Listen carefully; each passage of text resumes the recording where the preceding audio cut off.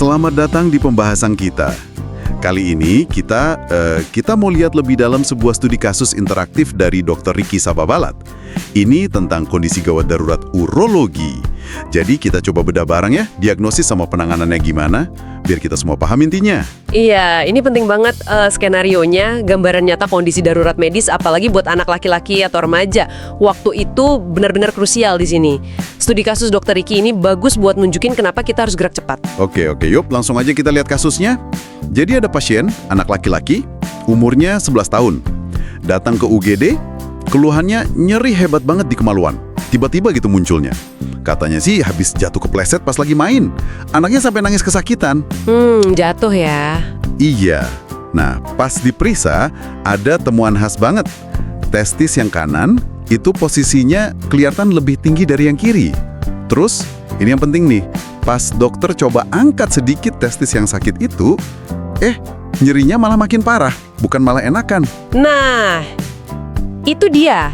Itu namanya Prehmsign negatif. Prehmsign negatif? Iya, jadi kombinasi nyeri hebat mendadak, testis naik sebelah, terus ditambah Prehmsign negatif, itu udah kuat banget arahnya ke torsio testis. Ini beda sama misalnya epididymitis. Kalau itu kan peradangan ya, biasanya kalau diangkat testisnya nyerinya malah agak berkurang. Itu Prehmsign positif. Oh, beda ya berarti? Beda. Kalau torsio testis ini, yang terjadi itu si funiculus spermaticus. Itu kayak kabel yang isinya pembuluh darah sama saraf ke testis. Nah, itu kepuntir, melintir gitu. Jadi kabelnya melintir gitu ya? Iya. Terus akibatnya apa dong? Akibatnya, serius banget dan cepet. Puntiran itu bikin aliran darah ke testis macet total. Kebayangkan, kayak selang air di pelintir, nggak ada darah masuk. Kondisi kurang darah ini namanya iskemia. Tanpa darah ya jaringan testisnya mulai rusak karena kurang oksigen. Di studi kasus Dr. Ricky ini kan juga disebutin ya, ada kemungkinan diagnosis lain. Kayak epididymitis tadi atau infeksi mungkin. Betul, diagnosis banding tuh selalu ada.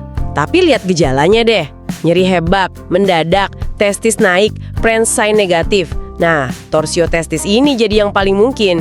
Dan paling bahaya, kita tetap pertimbangan yang lain, tapi fokusnya harus ke sini dulu karena ini darurat. Kenapa darurat? Ya karena iskemia tadi. Kalau kelamaan jaringannya bisa mati, nekrosis. Mati jaringannya? Itu seberapa cepat sih bisa terjadi? Cepet banget. Makanya ada istilah golden period, jendela emas gitu.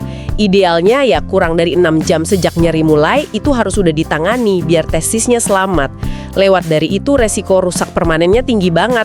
Makanya tindakannya harus segera, operasi darurat, namanya operasi Cito. Operasi Cito ya? Itu operasinya ngapain aja? Ada 2 tujuannya. Pertama ya benerin puntirannya itu, dibalikin lagi biar aliran darahnya lancar. Itu namanya detorsi. Kedua, ini juga penting, namanya orkidopeksi. Jadi testisnya itu dijahit atau difiksasi ke dinding dalam kantong skrotum. Biar apa? Biar nggak sepuntir lagi nanti. Oh, biar nggak kejadian lagi ya? Bell Clapper deformity. Itu testisnya nggak nempel sempurna di dalam skrotum. Jadi kayak ngegantung bebas gitu, makanya gampang kepuntir. Oke, paham. Jadi, rangkuman pentingnya buat Anda yang dengerin ini apa ya? Intinya, kalau misalnya Anda atau anak Anda atau siapapun deh, terutama laki-laki muda, ngalami nyeri testis yang hebat banget dan mendadak. Terus coba perhatiin ada nggak salah satu testisnya yang kayak lebih tinggi posisinya. Dan kalau coba diangkat sedikit, nyerinya malah tambah parah. Prehmsign negatif. Nah itu lampu merah. Anggap aja darurat bedah. Jangan ditunda. Tepat. Kuncinya itu kecepatan. Jangan nunggu, jangan coba obat warung atau apa. Langsung ke UGD rumah sakit. Harus segera. Kenal sama tanda-tanda yang dijelasin Dr. Ricky di kasus ini tuh bisa jadi penentu testisnya selamat atau enggak. Bener-bener waktu itu adalah jaringan di kasus torsio testis ini. Kesadaran akan tanda bahaya ini penting banget. Oke. Jadi itu tadi pembahasan kita ya soal studi kasus torsio testis dari Dr. Ricky Sababalat. Semoga jadi lebih jelas dan ada manfaatnya buat Anda semua. Nah ini jadi mikir ya, ada pertanyaan penting yang mungkin bisa kita renungkan bareng. Gimana sih cara paling efektif buat ningkatin kesadaran soal tanda-tanda torsio testis ini? Kan golden periodnya singkat banget tuh. Gimana caranya biar nggak cuma masyarakat umum atau orang tua aja yang tahu, tapi juga mungkin guru di sekolah, pelatih olahraga, petugas kesehatan di garda depan, biar mereka bisa cepat ngenalin dan rujuk kasusnya, biar penanganannya bisa tepat waktu gitu.